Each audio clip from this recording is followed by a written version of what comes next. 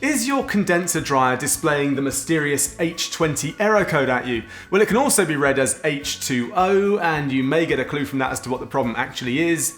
Water. But what water? Well, it means that your condenser reservoir is full and needs emptying. Hey, Bryn here. So the only way a modern appliance can tell you something has gone wrong is by presenting you with an error code. Now, error codes are very manufacturer and model specific. And in this video, I'm going to be talking about an error code for Hotpoint and Indesit tumble dryers only. So if you have another brand of tumble dryer, you may not get the same error code at all, or the error code may be for something completely different. However, the advice in this video will still be valid for anyone with a tumble dryer that has the same problem. Before I start though, if you need assistance with anything mentioned in this video, the best place to go is the Hotpoint dryer error code support page.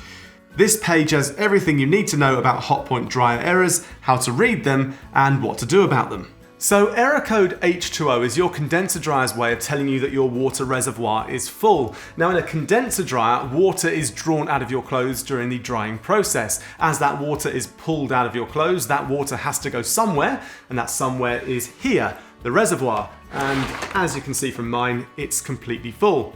Now, another side effect of a full reservoir is your tumble dryer not being able to get up to heat, as the water will have nowhere to go. So if your clothes refuse to dry, check your reservoir. So I'm going to empty my reservoir into the sink, and you really should be aiming to do this regularly. Slide it back in, and there you go, job's a good one. Now we have a number of videos on condenser dryers on the Hotpoint Service YouTube channel, including how to look after your condenser dryer, which goes into more depth, and you can find that video here.